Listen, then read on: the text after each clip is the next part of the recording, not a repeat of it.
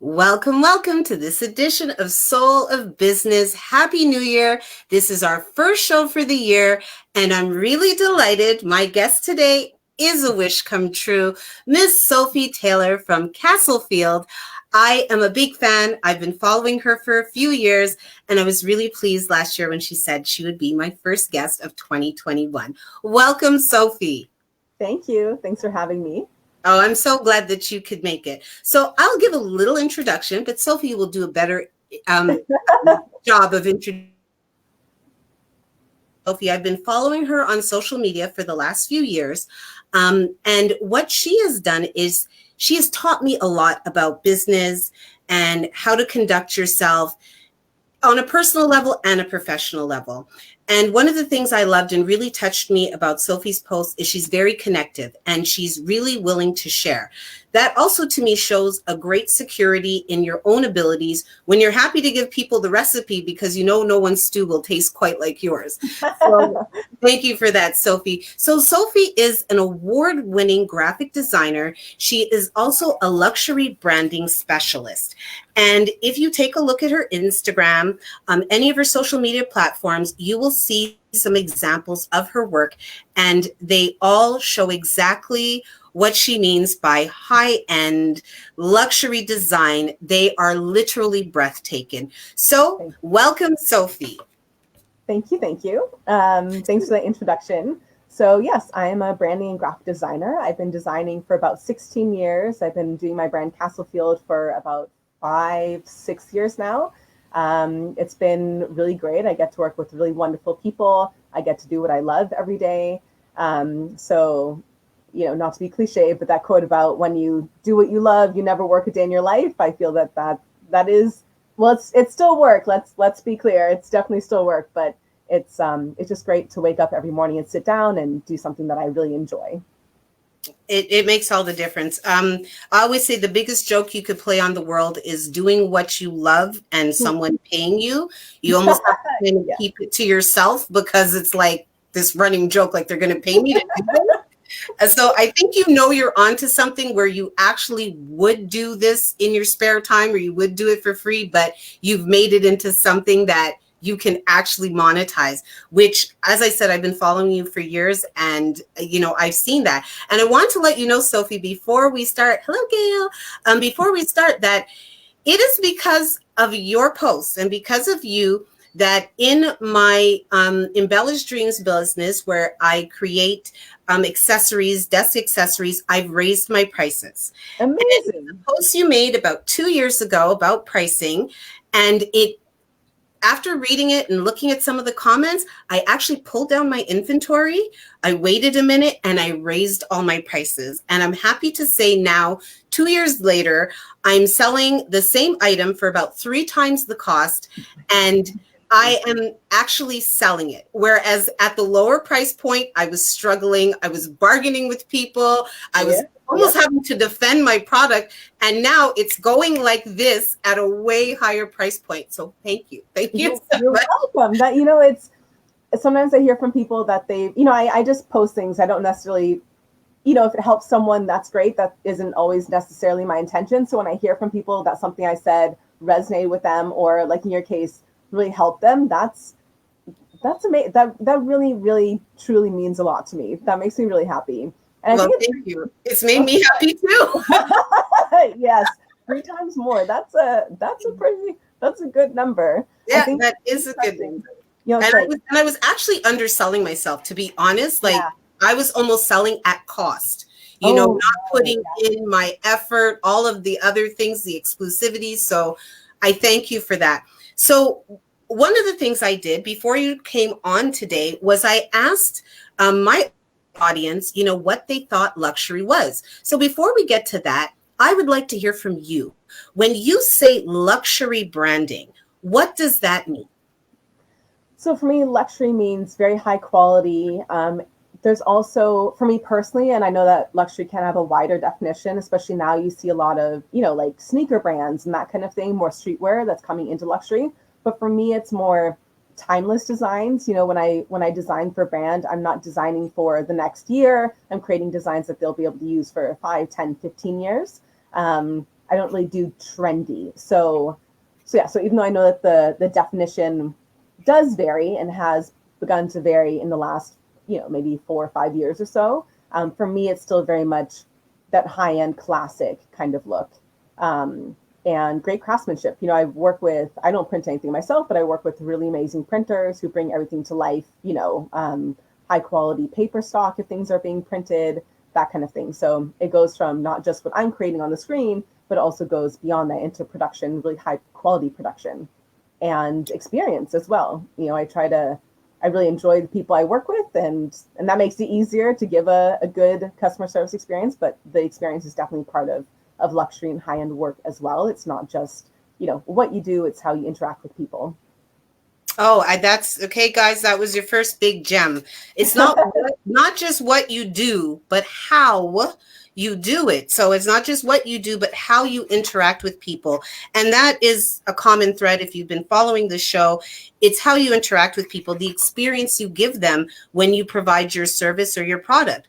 So that's something to really keep in mind. There were a few people that commented, they were looking at launching luxury brands, and we're really excited to hear some of that. So even looking at your site and looking at some of your feedback, that's what you see is people saying, she's a pleasure to work with and she understood my vision. And so it's that feeling that you give that is truly, it's not just delivering a really beautiful invitation, but how we got to that point, listening to the client. Your clients sound like you really listen to them and their vision. So that's a big part. So guys, that was your first gem from Sophie, is that it's not just what you do, it's how you interact with your clientele. So you say 15 years, and I'm sure you get this all the time. Like, how could you have been doing anything for 15 years? It just doesn't look like you could possibly have been doing in an industry for 15 years.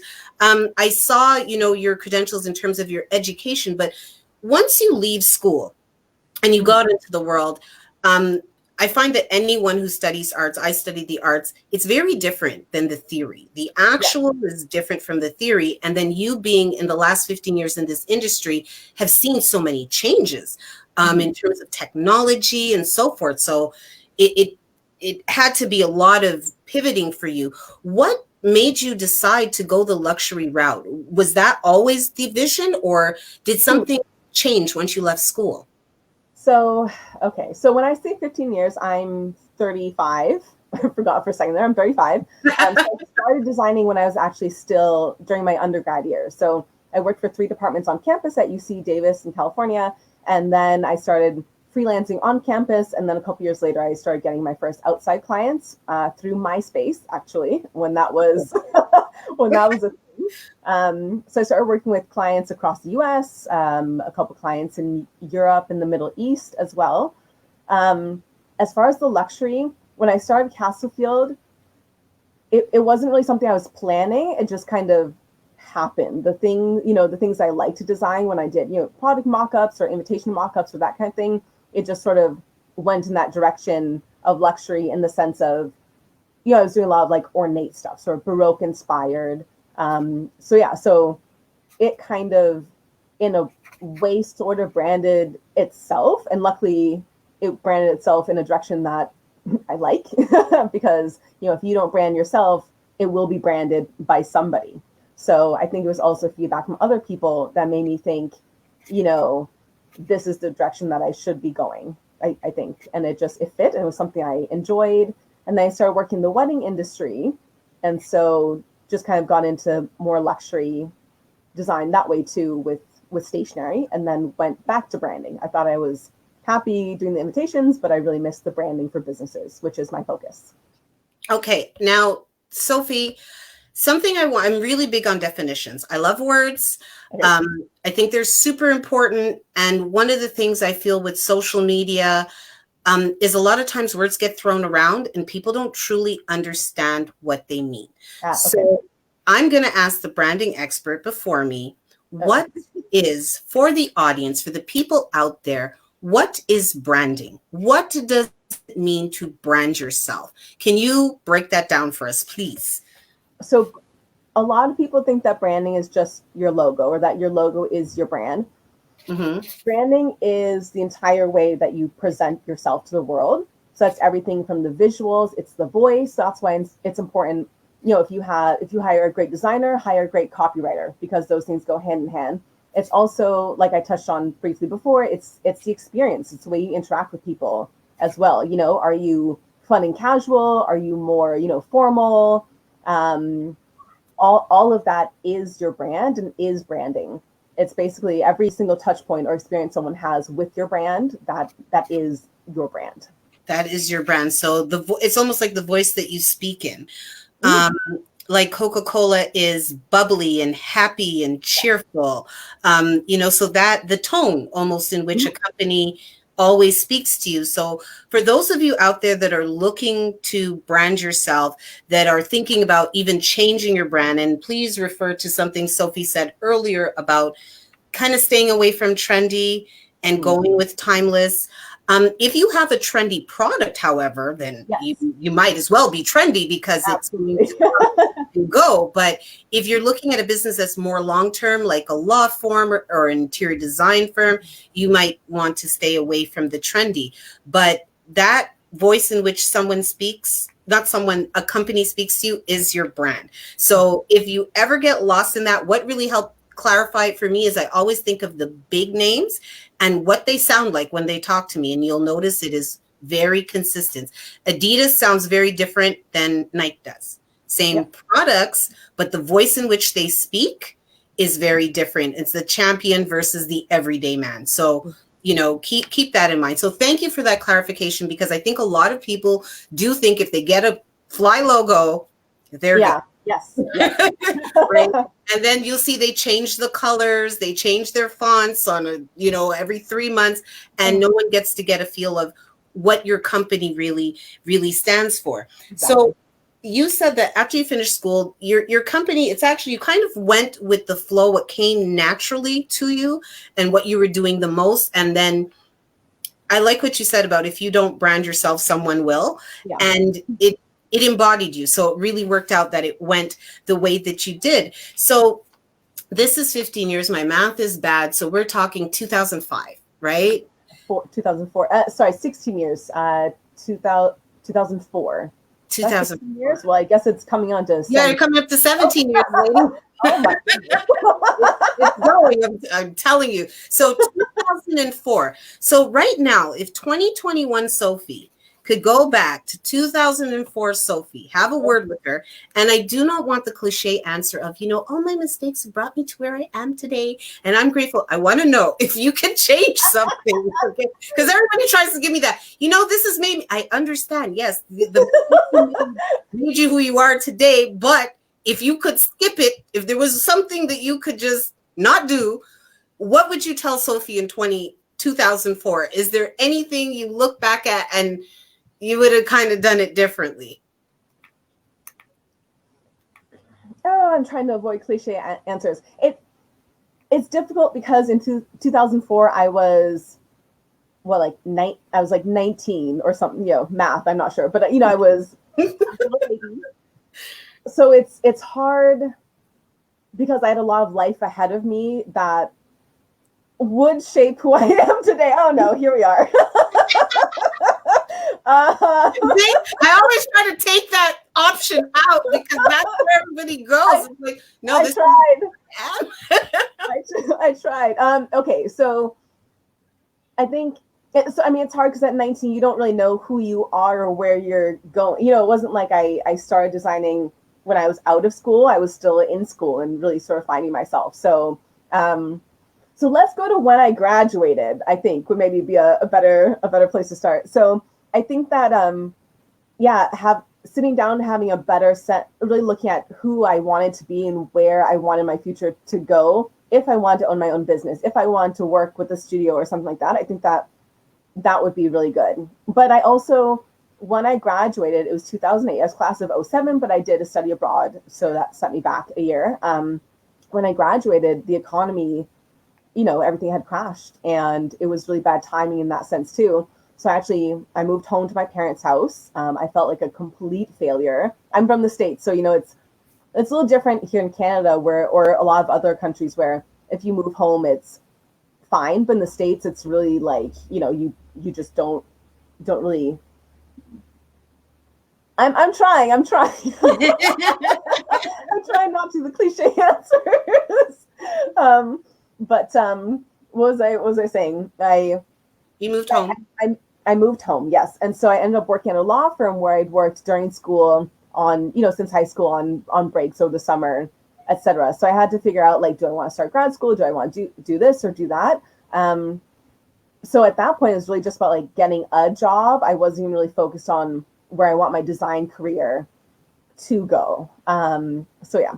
So I know I'm not really answering the question. I'm really trying to stay away from the cliche answer, but I hope that gives some kind of insight to where I was, and just generally, yeah, I wish that, I don't know.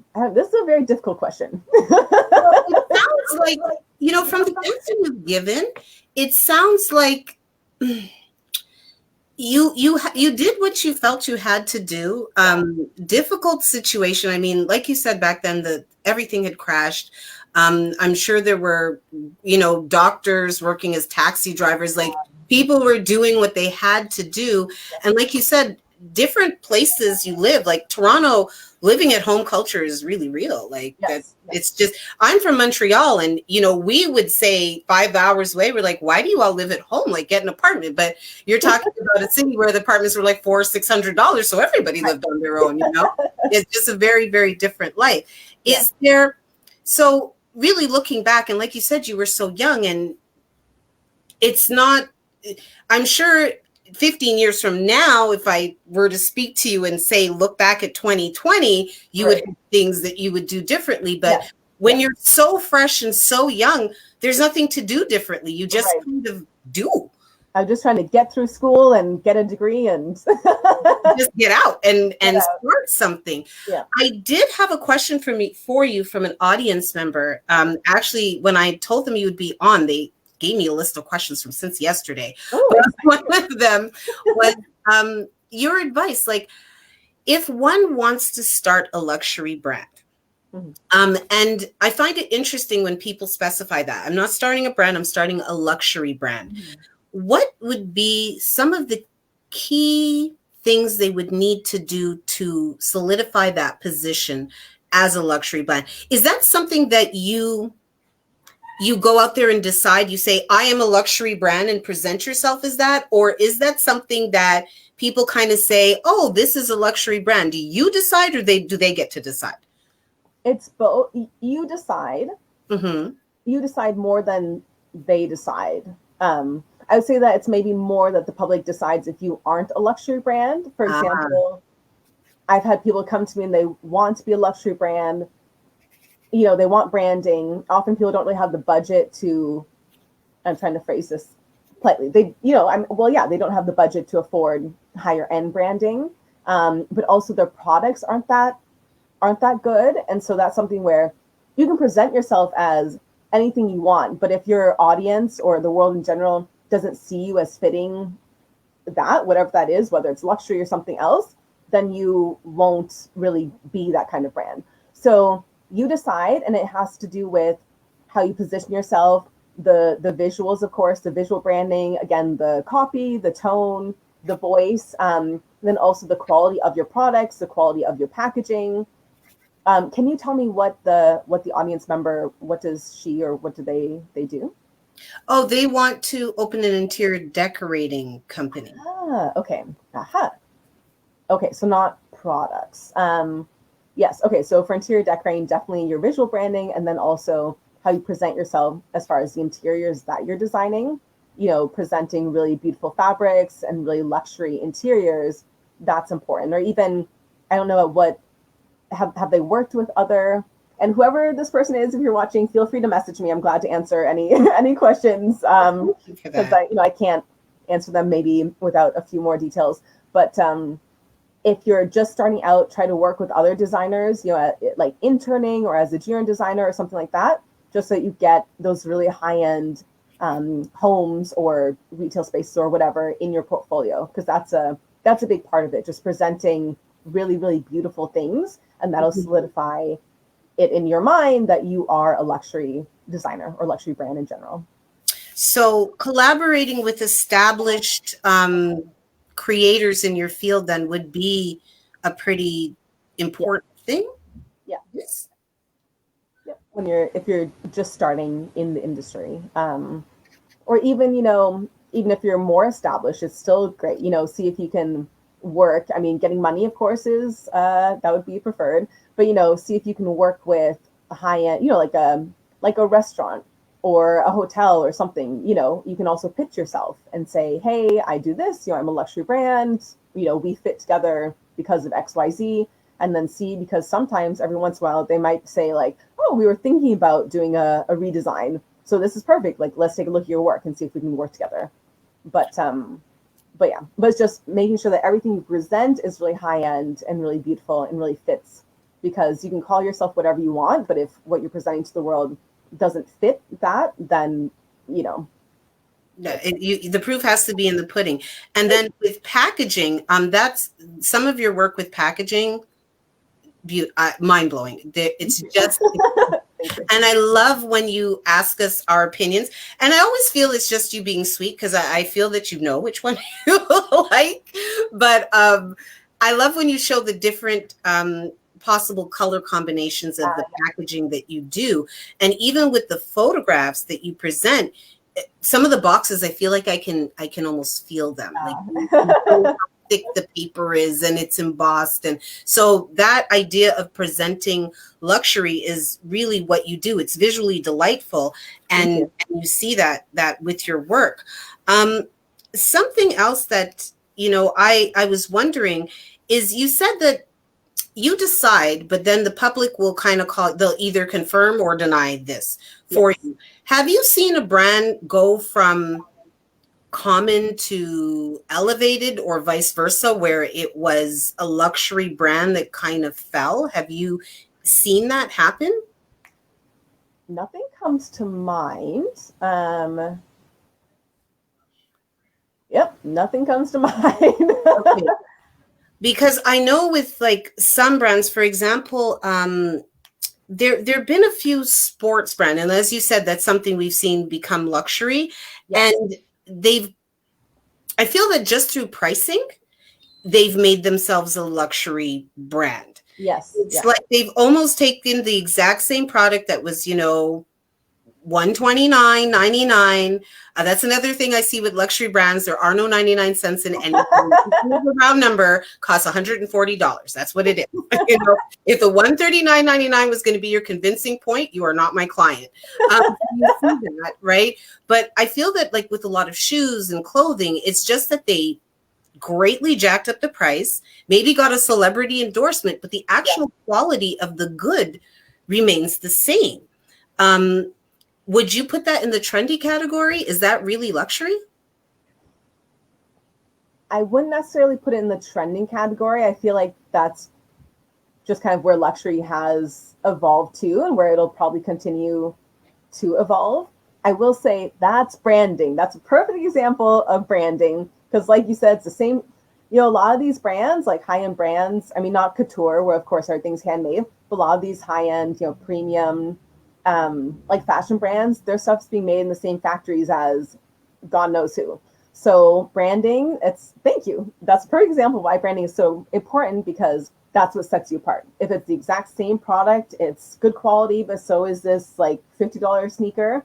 It's the branding and the positioning. And then especially if they have like with sneaker culture or streetwear in general, a lot of them do have, like a singer, an athlete or whatever representing the brand, and that's branding as well because it's like it's aspirational, like you can be like this person right, who buys stuff from our brand. So branding, see, I'm so excited.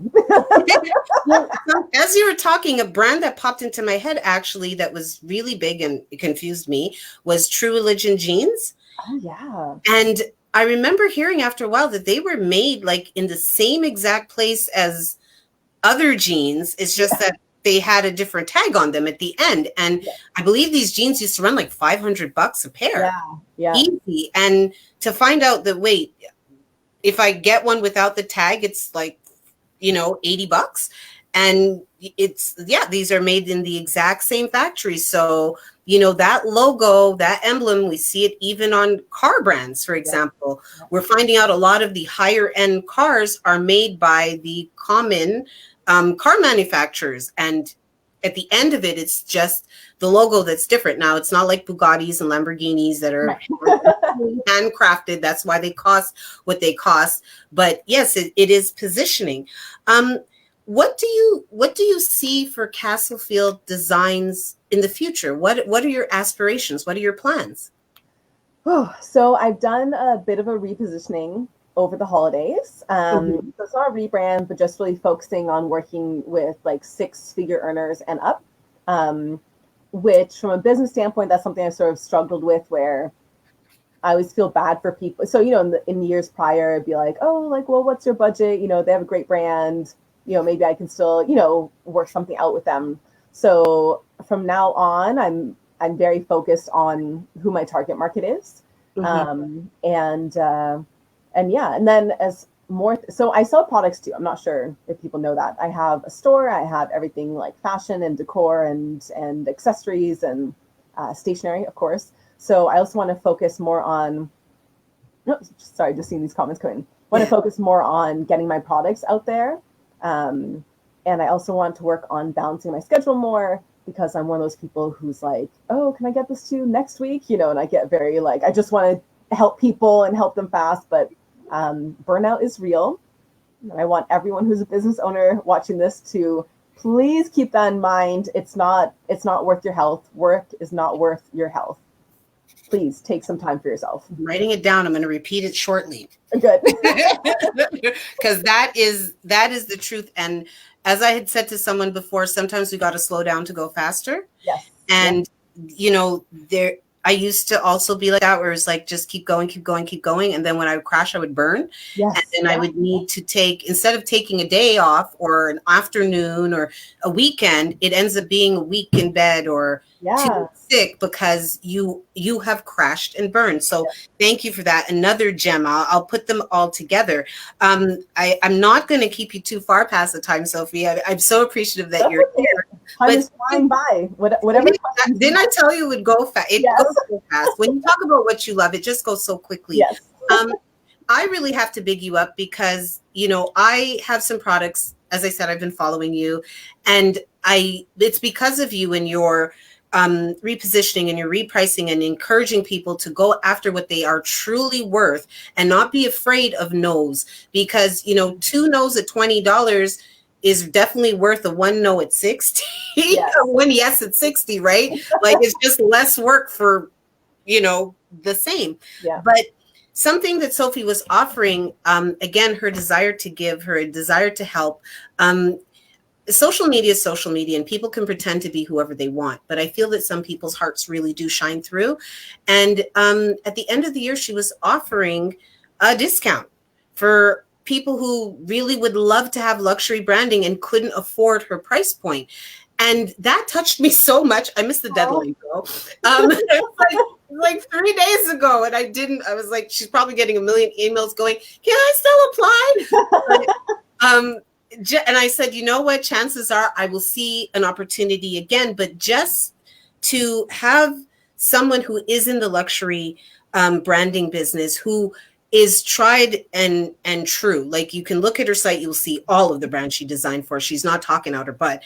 And turn around and say, you know what? For somebody who really needs it during this period of time, I'm willing to do it. And I believe this lady was offering her services for like half price. So yeah, it was half price, right? So again, the soul in business, because this is the soul of business. Every successful business owner I have ever encountered has a soul. There's something more to them than just making a dollar. And that is a huge part of their success. And I won't speak on what the soul part of your business is for you, Sophie, but I can say, as somebody watching from the outside, her desire to give and to help and to share really sets her apart from a lot of the other people I see on that level. So again, I thank you. And so my last question before the soul question is, repositioning for 6 figures and up. What does that look like? Like you said, aiming for a certain clientele. Like, what do you do to aim for, like, you know, millionaires? Like, what is it you say exactly? So Okay, so I have a copywriter. Her name is Talia Leacock Campbell from Word Count Creative. In case anyone's looking for a copywriter, she's amazing. She's a very good friend of mine. I don't know if you know Talia, but she's great. So so for me, it was like my website was fine. It wasn't bad. I mean, it looked good, looks better than probably most most websites out there, but it wasn't. I didn't like it. It wasn't where it should be. So over the last like month or so, I redesigned my whole website, and then I have the copy that's being written. She's the copy person. I'm a good writer, but I'm not a copywriter. So yeah, just positioning it where it's very clear who my ideal client is, because I find that I have a lot of people, and kind of going back to what I was saying about a lot of people want to be luxury. I have people contact me and their budget is like $200, and like now my branding starts at 10,000, and even when it was like 5,000 or 2,000 or whatever, a lot of people have these aspirations, but they don't have the funds for it. So the repositioning is really making it really clear, like this is who I work with, which is hard because, like I said, like I want to help people, but at the same time, I am designing at a certain level. So it's uncomfortable talking about. Well, I guess, we just got to grow to own it. Yes. Like it is what it is. And I think that your heart, it shows through. And the fact that you would even offer that at any point to help someone who is aspiring to have a luxury brand and maybe has, like you said, has great products, has great ideas, and doesn't have the budget. And, that, yeah, I could help this person like hit that. Yes. But again, you too have to protect your brand and your work and your energy. So it makes sense. And, I think it's very telling that you're still a little squirmy about saying, yeah, I'm engineers. Thanks. And I respect that a lot. And I thank you for being, transparent and being honest about that. So the soul, Sophie, the soul of business. I always ask this last question before I give the summary of what I've learned from you today. What matters to you? What moves you? What, aside from your business and beauty, obviously beauty is a huge thing for you, helping, what is a cause or an activity that means a lot to you personally? It may have something to do with your business. It may not, it may be personal, but what matters to you? What's in your soul? A lot of things matter to me. Actually, so Giving Tuesday was in, I think, December, where if you donate, they double your donation. And I think I donated to maybe like 10 or 15 different, or it wasn't, like I wish I could say it was like hundreds of dollars to everybody. I'm not that rich. When I'm a millionaire, billionaire, it'll be different. But it's because there's so many things I'm passionate about, animals and social justice and women's rights, specifically, like civil rights. Obviously there's so much going on with, police brutality or just injustice for Black people, other people of color, the environment. There are just so many things that I'm really passionate about. And I actually, one of the other things with my repositioning is that I'm trying to work social good into my brand, which I wanted to for a couple of years. I wasn't really sure how. And it's very difficult because I'm having trouble narrowing down what I want to focus on. I don't know. There's so many options. So I'm trying to figure out if it's like every month I donate a little bit to, maybe it's like Women rights for like women and girls. That's like January. And then, February I do like whatever. And that, ACL, something for like Black History Month, and then, in March. So yeah, so a lot of things I'm passionate about. I am trying to work that into Castlefield somehow. I don't know. There are a lot of things that matter to me. Well, it definitely shows. And I think the fact that you're trying to work it actually into your business to make it a part of your business model is amazing. I've heard you speak about social injustice, or rather read what you wrote, rather. My rants, my passionate rants about injustice. Yeah, your passionate rants. I mean, even I shared with a few people, like I'll show them your page and I'll say, this lady says every time she posts something with a Black person in it, or even when you posted that wonderful picture of your dad and you said, I lose followers. And I remember looking at the page and going, what? Yeah. It doesn't make sense to me. And I showed it to someone else and they were like, people stop following her for that. And I was like, the woman said it. I believe her.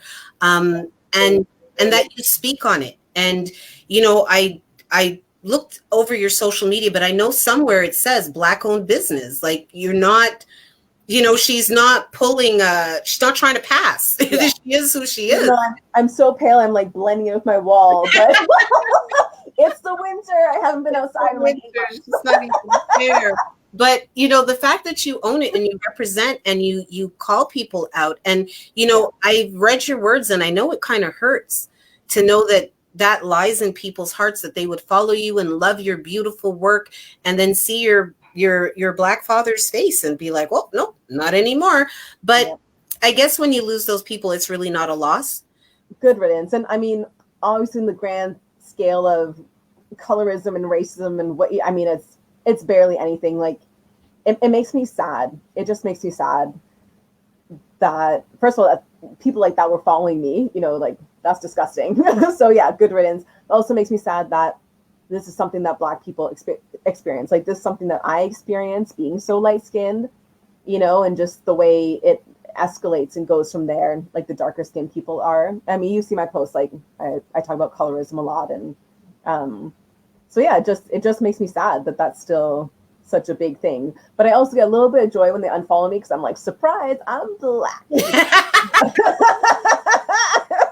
I love it. She's like, so, and I hope you bought something already. Right? And maybe gifted it to some of your people, but absolutely. And again, I know social media is social media, but I do believe some people's real hearts shine through. I think that I think it's actually fairly easy to see when someone's authentic. It is not that hard. Yeah. One of the things I know I look at is everything you say cheerful. Is everything a big hurrah? Like, right. I don't know a human being who's perpetually happy and winning. That's not normal. That's not normal, and it doesn't ring true. But I now, Sophie, am going to do what good students do, where they summarize to their teachers what they've learned for the day. So you, like I said, you've been teaching me for years, so I thank you for that. But tonight, the gems that Sophie dropped. So if you people have your pens, you need to write this down. So number one, once again, it is not just what you do, it is how you do it, how you interact with your clientele, how you interact with your audience. That is what will set you apart. If you are looking to be a luxury brand, focus on your customer service. You need to, one, know who you want to serve, but two, be willing to give them the service that you're about to make them pay for. So it's not just what you do, it's how you do it. If you do not brand yourself, someone else will. So if you do not consciously decide what message you're sending out, what you're looking for your tone to be, people will kind of put that together for you and brand you for themselves. So you want to really look at how you're positioning yourself in the market. What is your brand? Trendy. Trendiness is for trendy things. If you are looking to last through the market, if you are looking to have a timeless brand, a classic brand, a quality brand, look for fonts and wording and colors and so forth that will last you 5 to 10 years. And you're not looking at a rebrand once, Aqua goes out of style. So really think about if your product or your service is trendy. Is this really a 2-year deal and you're going to have to revamp? Or is this something that can last you a lifetime? She went over what branding is. So for those of you that are out there and you're a little bit muddy on what branding was, which I was for years, so it's nothing. Just make sure you get the information. Branding is not a logo, says Sophie. It is how you present yourself and the experience that you give to people. So if you're thinking about what your branding is, that is it. Burnout is real, people. Take time with yourself. If you are an entrepreneur, guess what? You're your whole company. You're it. If you fall down, Nothing's going to happen. Your boss will not call in a replacement. They will not look at the replacement sheet and find somebody else. Everything stops until you can start again. So please take care of yourself. Your positioning is your voice, your tones, your visuals. Be very mindful of that, and quality products. And if you are new to the industry, you want to collaborate with established creators. Even if you're not new to the industry, the right collaborations can really elevate your brand. It puts you in front of new eyes. You'll have new positioning. So, Sophie, how did I do? Excellent. I just want to add with the collaborations, also just networking, because I find that a lot of, so for me, the soul of a brand and of the person is also very important. And for me, it's like, I want to work with people who are great at what they do, but they're also great people. That's super, super important to me. And so a lot of the referrals that I get are from people who know me. So it is twofold that they want to work with me. And if you think of it this way, if you're as good as someone else, because there's always someone who's on, I don't think of them as competitors, but there are people who do work as good as my work for sure. But if you're presented with these two brands and one of them has a reputation for, the owner is, I'm not allowed to cuss, a rude person. Bitchy. They're bitchy. That's what they is. They bitchy. I said it. I'm the host. I could do anything. Yes, if they're that. And the other person is a really good person. They have a reputation for being, kind and funny and, whatever.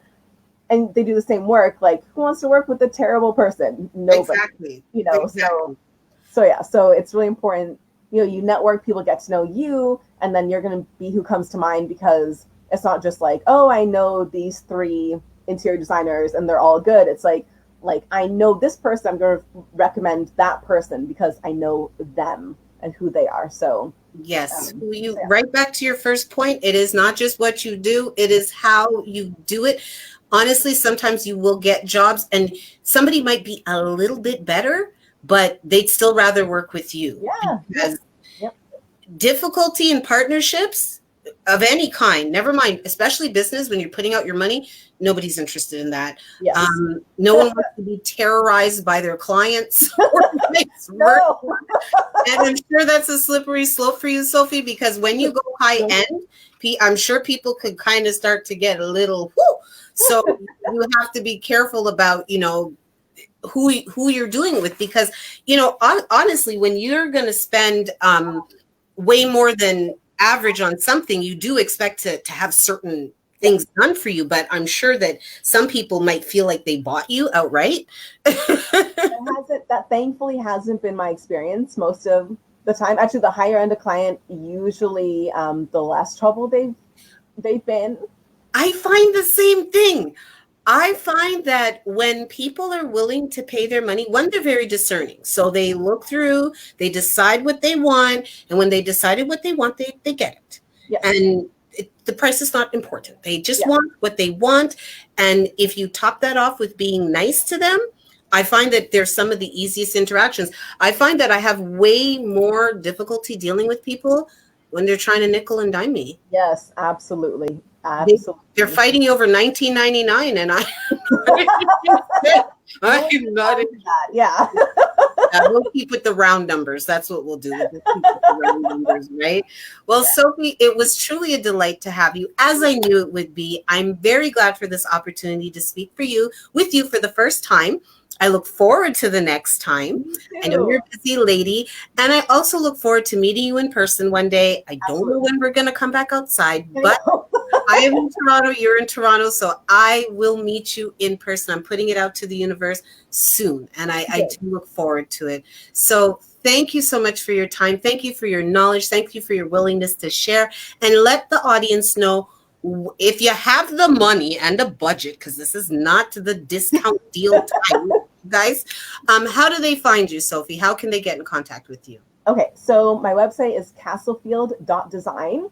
I'm redesigning it, and it'll be on castlefield.co shortly. Hopefully, like next week, that'll be launched. But castlefield.design, either way, it'll forward to the right site. Instagram, Castlefield Design, and Shop Castlefield as well.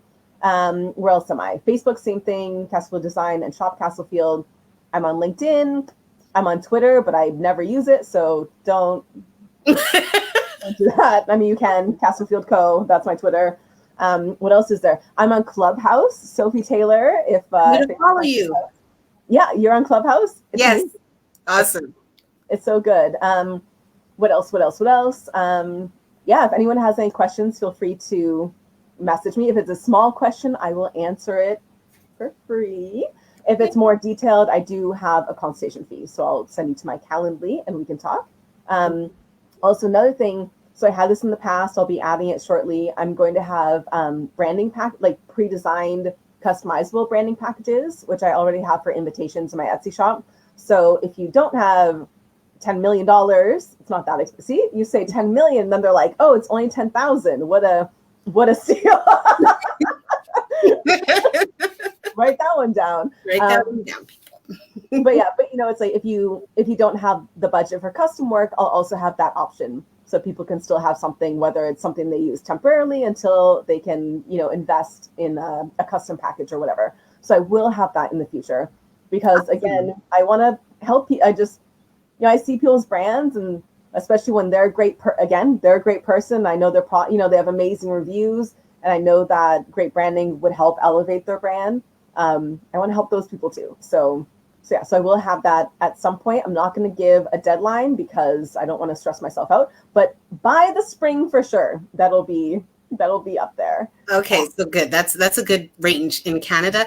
And Sophie, if you could, your copywriter, if you drop her name in the comments after the show. Yes. So if anybody is looking for a great copywriter here at Soul of Business, here in Erica and Sophie's world, we believe in promoting people that we know that are awesome. So we definitely wanted to give you guys the opportunity to link with an amazing copywriter. I've been surfing around Sophie's things and it's awesome. So definitely, if you're looking for a copywriter, definitely look into the name she will drop below.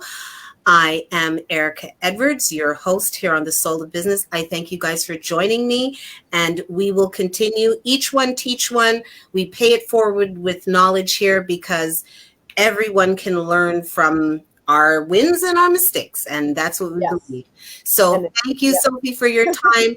Thank you, Becky, for being there in the background. We will be back next week, same time, same place, 7 p.m. here on Business Takeout. Thank you so much.